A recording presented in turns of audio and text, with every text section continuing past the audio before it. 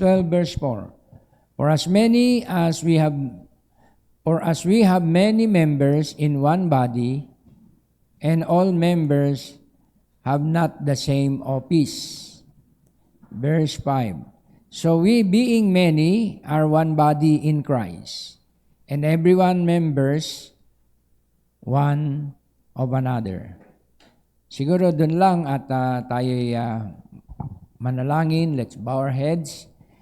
Hallelujah, mahabaging Diyos, marami po salamat sa araw na ito na pinagkaloob mo sa amin upang magpuri sa iyo, manambahan, makinig at matuto sa iyong paanan. Muli kang magsaysay at maghayag, Panginoon, ngayong gabi. Katagpuin mo ang bawat isa, maging mga nasa malayo. Patuloy mong abutin ang iyong mga mensahe. Ganon din ang mga narito ngayon, O Diyos, ay mapuno at makatagpo ang lahat. Maging ang mga prayer request na ilalapit at idudulog, ikaw po magbigay ng kasagutan at katugunan. Salamat sa iyo, Panginoon, sa pagkabasa ng mga salitang ito. Hallelujah. Ikaw ay patuloy na magpakahayag sa amin. In Jesus Christ's name we pray. Amen and amen. Tayo po ay makaupo na. Magandang umaga po sa ating gabi, sa ating lahat. At welcome back sa gawain. Maging ang mga nandyan sa online, sa iba't ibang lugar. Mga kapatirang di natin nakadaupang palad. At nandyan sila sa kabilang side, no? At purihin ang Panginoon sa lahat ng biyaya niya, pag-iingat, proteksyon, at sa lahat ng ating mga pananagumpay, sa lahat ng ating mga gawain na ginagawa sa bawat araw. Tunay na ang Diyos ang ating protection, siya ang nagpo-provide ng lahat. At kahapon ay galing ako sa isang meeting at pagdating ng hapon ay bumuhos naman ang ulan, saktong pauwi. At nabasa po ako, mga kapatid, half body. Kasi yung tawag dito, kapote, pang ibaba, nawala, natakpan. Kaya yung likod lang ang tinatawag na na protektahan. But anyway, naging maganda po yung pangunguna ng Diyos at paggamit sa kanyang lingkod. At naipresent natin doon yung tamang unawa pagdating sa millennium. Amen. Dahil marami pong mga tinalakay na topic. May mortal ba sa millennium? May hidden ba sa millennium? At lahat po yun ay nabigyan ng paliwanag. Kaya lang iba't ibang mga paliwanag. At pero purihin ang Panginoon dahil meron pong mga quotation talaga na naakma. No? At alam natin kung ano ang tayo ng propeta pagdating sa mga subject niya. Napag-usapan din ang mystery at marami pang mga bagay. Kaya patuloy tayong manaliksik, mag-aral upang makarating tayo sa ating tamang posisyon. Dahil ang pinakamahalaga sa lahat ay tamang posisyon. Amen? Sa lahat ng bagay po, sa lahat ng skill, pinag-aaralan yan, dapat meron kang stance, di ba, na tama. Di ba, maging sa ano man ang iyong ginagawa, libangan, di ba, may mga tinuturo diyan kung paano, let's say kung basketball man yan, may tamang paraan, di ba, ng pag-free throw, di ba? Tawag dito, arrow, pagbo ng arrow, merong tamang posisyon. Firing, ganun din. So lahat ay tamang posisyon. Maging pagdadrive, di ba? Pag nawala ka sa posisyon, magulo, mga kapatid. Ang bansag sa'yo, kamote. Di ba? Pag nawala ka sa posisyon. Pag yung anak naman nawala sa posisyon ng kanyang pamilya, ano ang tawag po doon, mga kapatid? Rebelde. Di ba? Bastardo. Yun po ang mangyayari. Yun ang brand doon eh. Diba? Kaya lahat ng bagay ay dapat nasa posisyon. Kaya sabi dito sa teksto, having predestinated us unto the adoption of children to Himself, according to the good pleasure of His will, ayon sa minagaling, mabuting minagaling ng Kanyang kalooban. Tinalaga tayo sa Kanya sa pagkupkop. Diba? So, ang mga binhi, ng mga predestinadong binhi, ay may pagkupkop. Diba? May placing. Non-seed, walang placing. Diba? Hindi po yun magpapasakop. Hindi yun nasusunod sa tamang posisyon. Amen. Kaya dito naman sa 12, verse 4 naman, position sa body. For as we have many members, marami tayo, in one body. And all members have not the same office. Iba-iba ang katungkulan. So we being many are one body. Kahit marami tayo, isang katawan pa rin tayo. Everyone members one to one of another. Kaya, yun po yung position natin naman sa katawan. Now, nice kung tingnan natin itong isang quote na familiar quote. Okay. Tingnan natin ito. Madalas natin ito nadadaanan. Pero punong-puno ito ng tinatawag na kapahayagan. The new birth is Christ, is the revelation. So God has revealed to you this great mystery. So ang great mystery doon ay si Kristo. Di ba? Ang kapahayagan. Di ba? Siya yung new birth. Di ba? Ayon dito sa quote, si Kristo yung new birth. Kaya kung wala sa iyo si Kristo, ano po tawag doon? Wala kang new birth. Di ba? Kung nasa iyo si Kristo, may new birth ka. Yun ang dakilang kapahayagan. At ito'y pinahayag sa atin. Dakilang kapahayagan. And that's the new birth. At yun daw ang kapanganakan. So kung sa iba, yan ay basic, minor, nakita ko po sa panahon na ito ay irritable na mga kapatid ang tenga ng mga tao sa mga termino na pinakamahalaga na siyang tinatawag na word of life, pero nairite na ang kanilang mga tenga na marinig ang salita ng katotohanan. Diba? Makakarinig ka ng mga term na new soul, new birth. Wala na yan. May mga ganong term, no? Na maririnig mo sa mga tao. Paulit-ulit na kayo. Bride. Wala na yan. So, nagkaroon na ng tinatawag na pagkairita ang mga tenga ng mga tao. Pero sa atin, God has revealed to you this great mystery. Pero sa atin, ito ay great mystery. To the world, ay walang kwenta yan. Diba? Now, what are you going to do when you get all that group together? So, anong gagawin mo kapag nakita mo ang mga grupong ito na nagkakasama-sama, na ang kapahayagan ay perfectly in harmony, perpektong nagkakaisa, nagkakaayos. God expressing it through His Word. Kaya ito daw ang Diyos na pinapahayag niya, amen, sa pamamagitan ng Kanyang salita. Okay? The same action, kailangan parehas, the same things that He did, making the Word manifest. So, yung scripture niya, the works that I do, you shall do also, John 14:12, ito ang manifestation, mga kapatid, ng bride of Christ. Making the Word made manifest. Oh, if the church only knew its position, it will one day, isang araw, ito'y magiging isang araw. Kapag ang church, mystical, buong sangkap, buong bahagi ng katawan, nalaman na nila ang kanilang posisyon. Ano daw? Then the rapture will go. And it knows what it is. At malalaman nila kung ano ito. Amen? Can you say amen? So doon mga kapatid sa meeting, may maririnigan mo na rapture. Wala na yan. Kayo, kayo, gusto nyo pa ma-rapture. Makakarinig ka mga ganong term. Aakyat pa kayo. Tapos bababa din kayo sa millennium. Ako, hindi na ako aakyat, sabi niya. Hahakbang na lang ako para millennium na agad. So, mga ganong term, no? Sa mundo, hindi na sila naniwala sa rapture. Amen?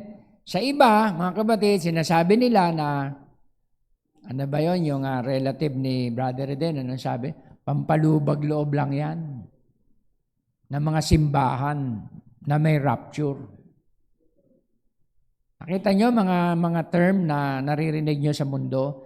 Because they did not believe in the rapture. They did not believe in the corporal coming of Christ.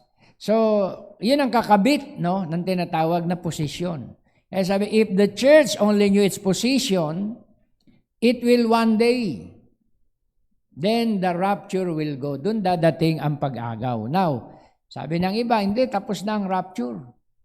Hindi, nagra-rapture na ngayon. Spiritually. So, wala nang physical coming. Si Brother Branham may nag-preach ng physical coming at spiritual coming. Dalawa po yan, mga kapatid. Amen. Kaya, mamimiss mo yung physical coming kung doon sa spiritual coming, hindi mo siya na-recognize. Amen. Kaya ang Panginoon, hindi niya iniwan yung mga alagad sa Emmaus. Di ba? Na-resurrect na siya. Resurrection day na. Pero ang understanding ng mga believer sa kanyang time ay hindi pa. Para bang naganap na ang resurrection, pero the rest ng mga alagad ng ating Panginoon sa ang stand nila hindi pa nagaganap. Pero masdan mo ang oras, yun ay eksaktong oras ng Panginoon ay nabuhay sa mga patay. Yun din ang perpektong panahon, nakaharap na nila ang tinatawag na Word made flesh.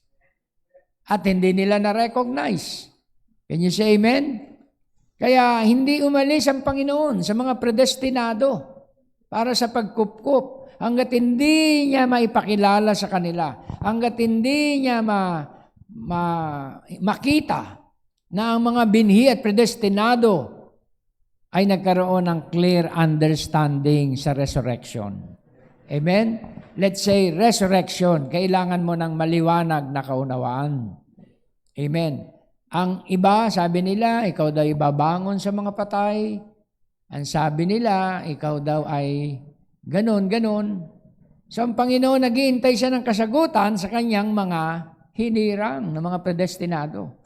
At napatunayan niya na hindi pa pala nare-reveal sa kanila ang resurrection. Can you say amen? Kaya hindi niya iniwan. Kailangan niya mag-share from Old Testament to New Testament. Himayin niya ang scripture. Diba? I-point niya sa kanyang day, sa kanyang promise. Then hanggang gabi na, yun ang huling yugto ng service. Magpapaalam na siya. At sabi ng mga alagad, meron din silang brotherly kindness. Brad, huwag ka na umalis. Baka malayo pa ang paglalakbay mo at magutom ka. Magsalo-salo muna tayo sa hapunan. At ang pagkakataong iyon ay kinuha ng Panginoon, sinamantala niya, kinuha ang tinapay, pinanalangin, pinagputol-putol, then their eyes were open. Nalaman nila ang kanilang position kay Christ. Can you say amen? Sila ay humagulgol, sila ay umiyak, kaya pala ang pakiramdam namin ay iba. Ang hearts namin ay nakukwiken habang nagsasalita ka, nagsishare ka. Pero hindi po sapat yun, mga kabatid, yung anointing na sa spirit realm. Kailangan talaga merong maganap doon sa kanilang heart. May makwiken na seed sa kanilang heart. Amen? Kaya pala sabi nila ganun, dinaan sila ng Panginoon, first pool, second pool, hanggang sa third pool, yung breaking of bread, di ba? Revealing of the word, then their eyes were open. Di ba? And he vanished out of their sight. Nawala. Kasi bakit? Nabuksan na sila eh. Di ba? Nagpakahayag ang Panginoon. Di ba? Merong iba, kailangan bigyan ng matinding importansya ang paghahayag. Kagaya ni Tomas, naririnig ng Panginoon. Hindi ako maniniwala kay Kristo na resurrection day na. Malibang maisuot ko ang aking daliri sa kanyang tagiliran na hindi ako maniniwala. Siyempre, kumalat ang balita. At na-discern ng Panginoon ang ganong uri ng pananampalataya na to see is to believe. Binhi si Tomas, pero ang kanyang stand, to see is to believe. Pero kailangan siyang iposisyon. Ang binhi ay dapat iposisyon. Can you say amen? So biglang nag-appear ang Panginoon sa kanyang harapan. Tomas, naririnig ko ang iyong argumento Ang mga alagad, sinasabi mo na hindi ka raw maniniwala kung makita mo ako at may suot sa akin tagiliran ng iyong kamay. Sige, Tomas, suot mo. Diba? Hindi ako espiritu, ako ay corporal form. Sige, isuot mo ang iyong daliri. Ano sabi ni Tomas nung mabuksan? My Lord and my God. Sabi ng mga denomination na kulto, nagulat lang. Tapos gagamitin nyo na yung verse na Diyos, nagulat lang yan. Nakita nyo mga kapatid, kung sa iba ang definition nila nagulat, pero doon sa mga believer, na-recognize nila ang God in flesh. Diba? In a corporal form. Dapat po mga kapatid, ang bride ay merong discernment na ma-recognize niya mga kapatid, ang Diyos. Amen. Sa kanyang tinatawag na corporal form. Tingnan natin mga kapatid dito sa quote na ating babasahin. Dito rin sa Christ the Mystery. Did you notice Paul never knew Jesus physically? Hindi naman niya inabot si Jesus. Diba? Hindi naman niya nakadaupang palad ang Panginoon physically. Paul never knew Him. The only way that Paul knew Him was by a revelation. Pagkagaya natin, di ba? Hindi na natin siya inabot physically, pero nakilala natin siya by revelation. By a vision. Is that right? Congregation says amen. Paul only knew Jesus by the revelation. Nakilala lamang ni Paul si Jesus sa pamamagitan ng kapahayagan. Just like Peter did. Peter had seen Him in flesh, but he did not know Him by flesh. Amen? Because Jesus said so, flesh and blood did not reveal it to you. Kaya nakilala ni Peter si Jesus sa laman, pero hindi niya lubos na nakilala siya, amen, sa pamamagitan ng laman, kundi sa revelation din. Di ba? Kaya sabi nga ng flesh and blood did not reveal it to you, Peter. Even my own life did not reveal it to you. Yung kanyang physical form. But my Father which is in heaven has revealed these things, revealed the thing to you, that He is the Word of God, and upon this rock I'll build my church. Peter did not know Him by flesh. Man walked and handled Him and everything else. Ganon din mga kapatid, no? Tayo mga believer, nagkakaalaman tayo sa kapahayagan, sa espiritu. Huwag tayong magkaroon ng pagkakakilanlan sa laman. Dahil yung pagkakakilanlan natin sa flesh and blood, minsan, di ba, ay magkakamali tayo ng pagkakakilala sa isa't isa. Di ba? Masusurprise tayo at sasabihin, kala ko mabait. Bad pala. Sa flesh yun, mga kapatid. Uy, kala ko mahinhin. Pakanta-kanta pa sa church. Wala po akong tinutukoy, example lang. Maingay pala, malakas pala ang bunganga. So, hindi mo makikilala sa flesh. Saan tayo nagkakakilala? Sa kapahayagan. Nakilala ko ang bawat isa sa inyo sa pamamagitan ng brother and sister in Christ. Sa pamamagitan ng kapahayagan. Kaya hindi ako masyadong affected pag may nagsumbong. Pastor, matigas ang ulo. Ang hirap anuhin, sabihan. Pastor, ganito. Hindi ako ganong affected dyan kasi hindi ko kayo nakilala, ang bawat isa sa inyo, through flesh and blood. Nakilala ko ang bawat isa sa inyo by revelation. Can you say amen? Dahil kapag ang kapahayagan ay narinig natin, tayo ay tumatalima. Di ba? Kaya, kasi maapektuhan ka kung sa laman ka lang Kailangan you know your brother, amen, sa spirit. Hindi lang sa flesh. Diba? Sa flesh, may differences pa Kaya si Peter, ganun din. Nakita niya nga ang Panginoon, alam niya kung saan natutulog. Di ba? Alam niya kung saan pumupwesto ang Panginoon. Walang sariling bahay. Nakikita niya araw-araw dyan. Pero hindi nakilala ni Peter si Lord sa flesh. Nakilala niya si Christ sa pamamagitan ng revelation. Siya yung tanging disipulo na nagsabi for the first time, Thou art, diba? The Holy Ghost. Parang ganun. Kasi the Son of God means the Holy Ghost. Thou art the Christ, the Son, diba? Of God. First time na uttered na si Kristo ay tawaging Son of God. Kaya sabi ni Kristo, controversial yan, Peter. Flesh and blood have not revealed it to you. Yung binibitawan mo yan ay hindi mo mababasa sa booklet, sa pamphlet, o sa history. Hindi sila maniniwala sa iyo. Amen? Kundi ang Ama ang naghayag niyan sa iyo. Upon that rock, I'll build my church. Kaya kapag dumating sa iyo ang pagkaalam, amen, ang posisyon, diyan niya itatayo ang kanyang iglesia sa tamang posisyon, sa tamang kapahayagan. Now, yung question, mabalik tayo. If the church only knew its position, what is that position? Diyan maraming nakakatalo-talo. Di ba? Ang gusto nila, ang church ay mula sa pinakamababa hanggang pinakamataas. Ang church ay ano lang, parang tinatawag na kahit ano pwedeng gawin, malaya. Ang church ay biniyayaan lang ni Kristo, kaya pwede silang gawin nila. Loose living. May mga ganyang pananaw na posisyon.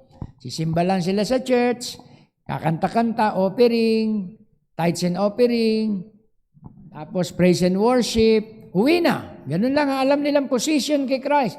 Pagdating sa bahay, balik sa normal ang buhay. Lahat ng mga worldly things, andun, ginagawa. Maling posisyon, mga kapatid. Meron naman na sobrahan ng posisyon. Di ba? I am God. Ganun na. Nakarinig ako ng pastor noon. Ngayon, wala na eh. Nasa kabilang na. Nasa kabilang buhay na. Pero nag-preach, I am God. Grabe mga kapatid, kinilabutan ako. Isa lang po mga kapatid ang pwede magsabi noon, kundi ang Panginoon. Kung meron man sa iyong manifestation, meron man sa iyong tinatawag na operation ng supernatural, ang baksak mo ay minor God, under God pa rin. So yung position na yon, pag na-reveal sa iyo, hindi ka makapagdodomina. Hindi ka makakakuha ng tinatawag na posisyon, ng kataas-taasang posisyon. Ang bride, mga kapatid, hindi natin pinupwesto ang sarili natin. Ang Panginoon na nagpupwesto sa atin. Kung kalugod-lugod sa Diyos na tayo ilagay ng Panginoon sa kanyang side. Kasi yung sons of Zebedee, ano sabi gano'n? Zebedee ba to? O yung mga anak ni Maria, no? Panginoon, pagdating sa other side ng iyong reigning, pwede bang ilagay mo tong mga anak ko sa kaliwa at sa kanan mo? Parang arch-apostle. Pwede bang yun ang ibigay mo sa kanila pagdating doon sa other side? Posisyon, di ba? Posisyon na ang pinag-uusapan. Sabi ng Panginoon, may inom nyo ba ang saro na aking iinumin? Ang saro ay persecution. Siyempre, opo.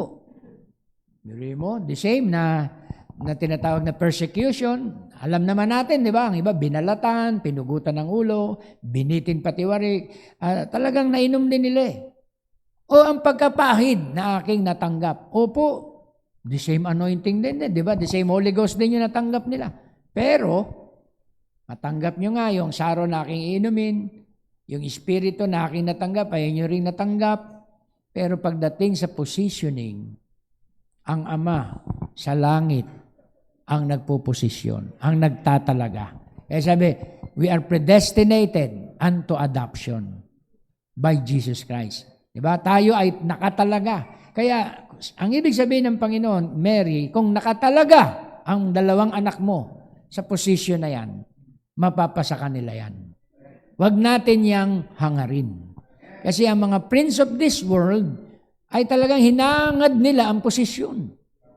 Gusto ko maging great teacher. Gusto ko maging great minister. Puro gusto ko eh. Sa Bible, sino po yung mahilig magsabing gusto ko? Si Satanas. Gusto kong itayo ang aking luklukan doon sa north. Diba? Gusto kong pantayan ang kataas-taasang Diyos. Grabe. Diba? Sino po sa Bible yung mahilig mag-ambisyon ng ganon? Si Lucifer. Ang bride ay humble. Iniintay lang nila yung posisyon na ma-reveal sa kanila. Ngayon, kung ito'y ma-reveal sa atin, siyempre, po-position tayo. If the church only knew its position, kasi kung magra-rapture, kailangan na sa tamang position.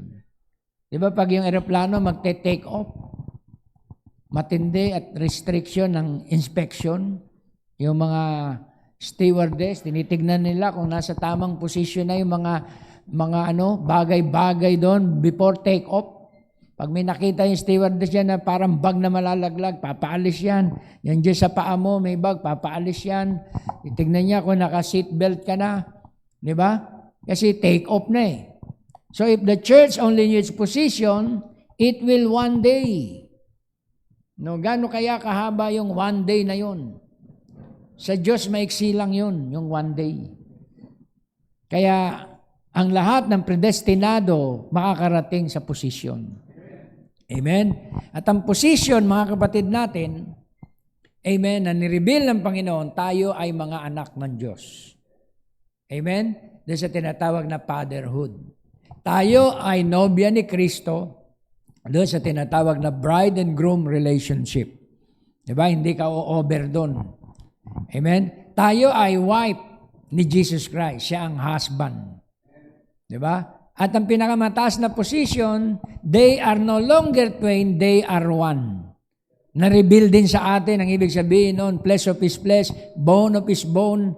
Mga kapatid, ibig sabihin, nag-ooperate na sa atin ang revelation. Automatic na po ang mensahe sa atin. Peter had seen him in flesh. Diba? But he did not know him by flesh. Kaya, mapalad tayo kahit hindi natin siya nakita sa laman, na-reveal naman sa atin siya by revelation. Amen. Hallelujah. Kaya sabi rito, tignan natin. Oh, if I could just quit drinking, if I could just get in Christ and it's all gone, see, because your body is subject to the Spirit. It's no more subject to the things of the world. They are dead, and they are dead. Your sins are buried in baptism, and you are a new creation in Christ. And your body becoming subject to the Spirit, and try to live a right kind of life. Yun ang tamang manifestation ng mga nasa posisyon. If you claim, I'm in the position now, di ba? Kailangan your body becoming subject to the Spirit. And try to live a right kind of life. Di ba? Hindi na ikaw ang nabubuhay sa iyong sarili kasi nakaposisyon ka na eh. Amen? Alam niyo po mga kapatid, hindi pag ikaw ay nakaposisyon na sa katawan, hindi lahat ng gusto mo pwedeng gawin mo. May mga bagay na hindi ka na pwedeng gawin, kundi kung ano lang yung gustong ipagawa ng Diyos sa iyo, yun lang ang pwede mong gawin. Amen? Because ikaw ay nasa posisyon. Gusto ko to, gusto ko to, gusto kong ganun, gusto kong ganun. Pag sinabi ng Holy, huwag kang pumunta ron. Diba? Dito ka pumunta sapagkat nandito ang mga anak ng Diyos. Diba? Ang Holy Ghost, mga kapatid, ang magsasalita. Kaya, kapag narating mo ang rightful position, amen, kagaya ng quote na it is the rising of the sun, the bride has to come forth because it's part of Him. And it can only be the manifestation. Kung ikay part of Him, bahagi ka niya, na-reveal ito sa iyo, na bahagi ka niya. At it can only be the manifestation. Ito lamang ang magiging manifestasyon at katuparan ng lahat ng mga kapahayagan. Oh my, kung ikay nakaposisyon, lahat ng mga kapahayagan dapat magkaroon ng fulfillment. magkaroon ng manifestation. Okay? Sabi nga nun dito, any other has spoke of the bride, it can only manifest if it does something different from the groom, it isn't the bride. Kaya sensitive po, mga kapatid, ang posisyon. Diba? Pag nag-claim ka, bride of Christ, if you spoke different, if you live different, it isn't the bride. Diba? Kasi hindi ganon ang groom. Because she is flesh of his flesh, bone of his bone, life of his life, power of his power. She is him. Ibig sabihin na nagkiklaim na nakaposition kay Kristo o married to Christ, meron din siyang power. Power of his power eh. Merong operation ng power. Meron din siyang life. Life of his life. Di ba? Meron din siyang tinatawag na bone of his bone. She is flesh of his flesh. Ang manifestation niya dito sa flesh ay word. Amen. Yung bone signifying, ano po yan? Strength. Di ba? Standing sa Panginoon, yung paninindigan. Kailangan may galugod ka. Pag wala kang buto ni Kristo, ano po mangyayari mga kapatid? Pahapay-hapay ka. Diba? Ikaw ay daing ng daing. Ang buto ko. Diba? Laging hindi ka makalaya mga kapatid sa tinatawag na kada daing kasi wala ka pa sa pundasyon. Life of his life, power of his power. She is him. As a man and woman are one, the woman taken from his side, she had taken a spirit, a feminine spirit from him. Delikado po itong quote na to pag nabasa ng impersonation. Kapag walang new birth ang gumamit ng quote na to, iba ang magiging manifestation. Pero sasabihin niya, flesh of his flesh ako, bone of his bone ako. Di ba? Pero yung manifestation, wala. The flesh of his side made both mechanics and dynamics. Amen. Kaya yung patotoo ng tinatawag na nobya, amen, dito sa laman, sa physical form, ginawa siyang mechanics at dynamic. Amen. The word of life, the spirit of him, and the flesh of him put it together and made mechanics until the church or the people. Doon yun magaganap yung rapture. Saan ba manggagaling yung kapangyarihan para ikaw agawin sa time ng rapture? Sa iyo rin. The word that's in you. Di ba? Yun ang magmamaterialize. Tama po ba mga kapatid? O iintayin mo pa lang doon sa time ng rapture. Dapat nasa iyo na eh. Di ba? Dapat nasa iyo na yung kapangyarihan, yung dynamics, yung mechanics. At pagdating ng araw na lang yon, makukwiken yung body mo, yung mortal body mo. Kaya sabi, the spirit of him and flesh of him put it together and made mechanics and dynamics until the church or the people. Ano po yung naputol doon na salita, mga kapatid? Hanggang ang iglesia at ang mga tao ay agawin, kunin, di ba? Dalhin sa kanyang presensya. When God made his first bridegroom, he made the bridegroom first, and he was both man and woman in spirit form. Him in the dust of the earth to make him material. Okay? And notice when he made Eve from Adam, he took not another piece of clay. He took from the same piece of clay, the same word for Adam was a spoken word. See, he took from him and then taken, he had masculine and feminine spirit.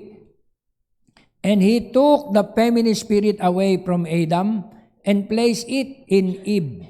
So it's still part of Adam's spirit and it's Adam flesh. If the church only knew its position, mga kapatid, ikaw ay feminine form pa rin. Kahit may uniting ka sa male and female, no longer twain, ikaw ay may designation pa rin na feminine. Nakuha niyo mga kapatid? Mayroon ka pa rin sinasambang object. At ang object of worship mo ay yung iyong masculine. Ay ang iyong overall God. Diba? Kaya kahit God ka, na minor God, Adam was a minor God on earth, under God pa rin.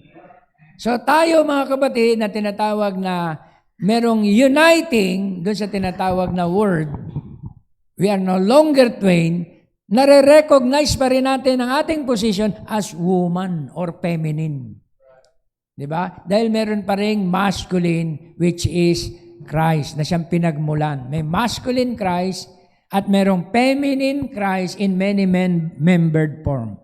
How is it do? How is it done? How? What is the great transformation? Amen. Then how is this mortal flesh going to become His flesh? Papaano daw itong mortal flesh na to ay magiging flesh ni Jesucristo kung yan ay magpapasubject sa spirit? Kung ang flesh mo ay nagpapasubject sa spirit, you are flesh of His flesh.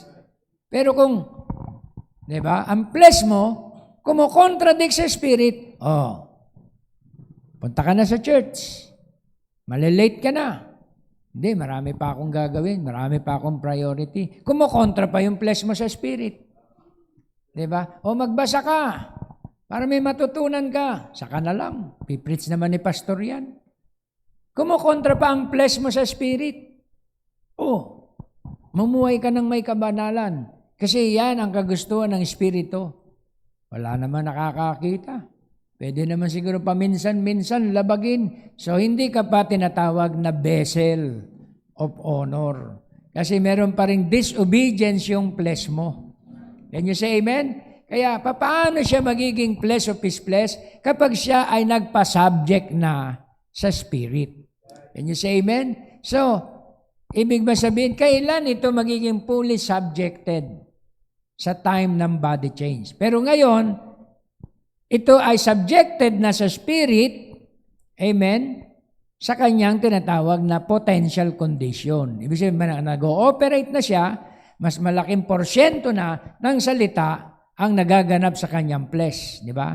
At re-reject niya na ang sticky nature, tinatanggihan niya na ang lahat ng mga work of the flesh, kaya siya ay pwede nang tawaging flesh of His flesh, bone of His bone. Pag nakarinig siya ng preaching, he can say amen to every word. Hindi niya sasabihin no amen. Hindi ka pa flesh of His flesh kasi sinasabi ng lips mo, no eh. Pero kung sinasabi ng lips mo, amen to every word, flesh of His flesh ka. Pagdating sa manifestation, pinapamuhay mo ang lahat ng aral at turo, lahat ng doubt mo, dissolve na, flesh of His flesh ka. Pero kung hindi pa dissolve, meron ka pang interpretation sa sarili mo, ganito yan. Pwede namang interpretin yan. Hindi ka flesh of His flesh. Nabubuhay ka pa rin sa iyong sariling flesh. Kaya nga sabi, the life that I now live in the flesh, I live by the faith. Pag tinanong ka, 100% ba? Sigurado ba yung laman mo? I live by the faith of the Son of God. Di ba? Kaya pag sinabing by faith, God will do the rest. Tayo ay nasa justified form. Amen. A condition. You are justified. Kaya you never done it in the first place. So ang position natin ay that life which is to come back to the originality, bumalik sa originality, in a multiplied form. Jesus, the great royal seed, siya yung nag-iisa. The matchless one, who is the life of the church, stands in the midst of the church for all 7 church ages, giving His life to the church. Kaya yun ang ating rightful position. If the church only knew its position, hindi ka mga kapatid pwedeng mag-work out ng iyong position. I-work out ko para magkaroon ako ng magandang posisyon. Hindi pwede. Kailangan ipanganak ka doon. Diba? Paano ka ipapanganak doon? That's the new birth.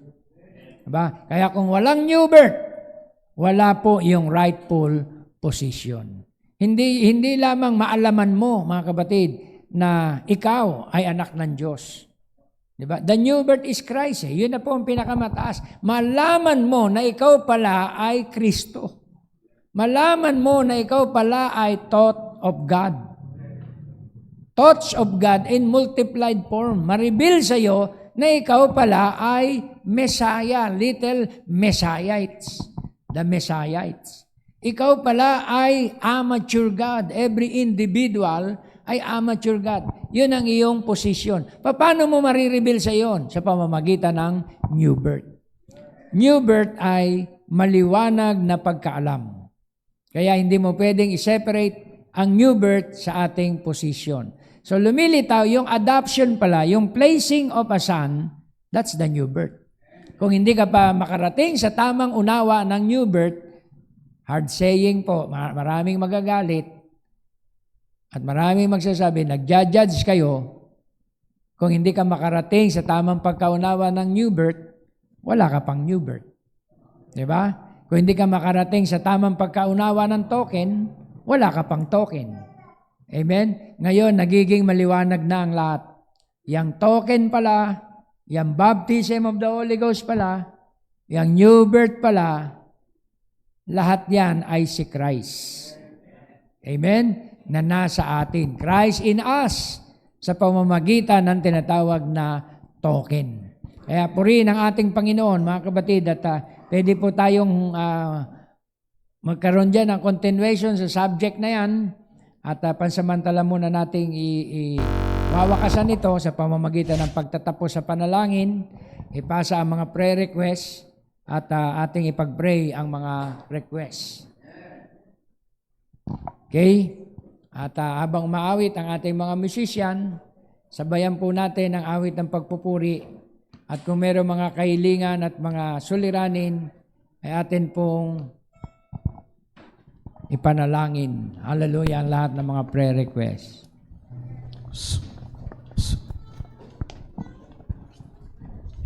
Okay, prayer request.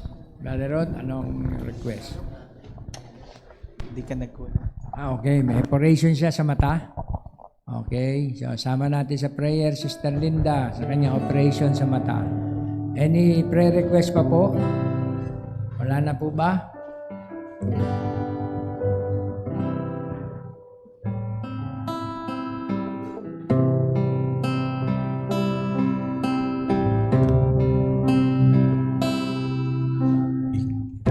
Lang ang pag-asa ko.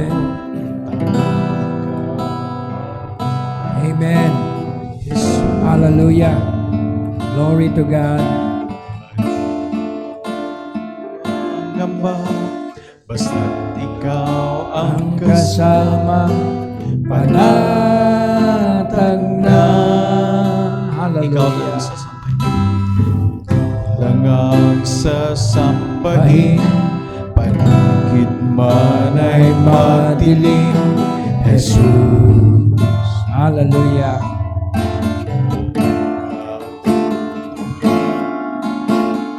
Lagi kang Ikaw lamang. Amen. kahit kailan. Hallelujah. Di ka nagkulang. Glory. Mo saan. Laging laan Hallelujah. ang pag-ibig mo sa aking walang hanggan. Inibig mo ako noon kahit kailan, kahit kailan di ka nagkulang. Biyaya mo sa aking laglaan. Amen. Hallelujah. Ang pag-ibig mo sa aking walang hanggan. Inibig mo ako noon. Panginoon, Panginoon, dakila kang tapat sa dalangin ko. Ako'y inibig mo kahit ako ay ganito. Walang katapusan ang pagmamahal mo. Walang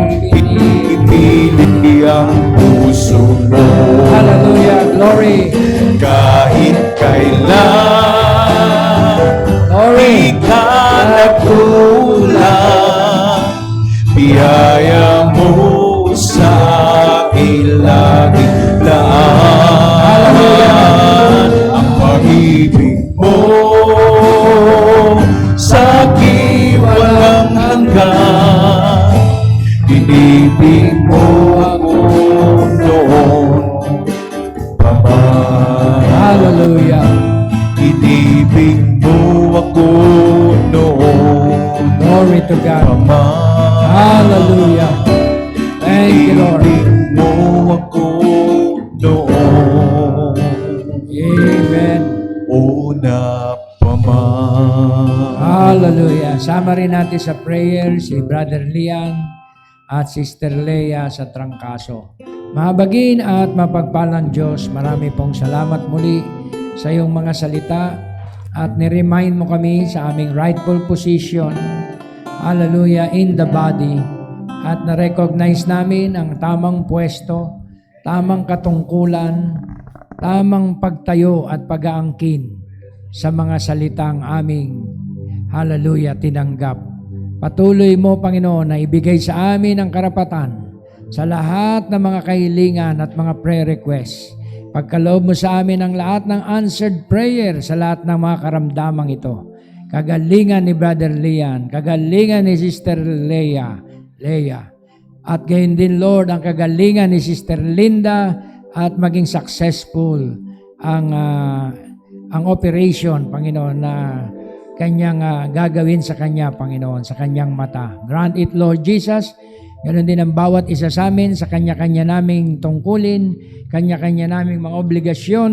Tulungan mo kaming magampanan ito, hallelujah, ng buong katapatan. Salamat sa iyo, Lord. Anong pag-iingat mo at biyaya ay sumaaming lahat. In the name of Jesus Christ, we pray. Lahat ay magsabi ng Amen. God bless you all. Tapos na po yung ating gawain. See you on Sunday, lahat mga kapatid. God bless you.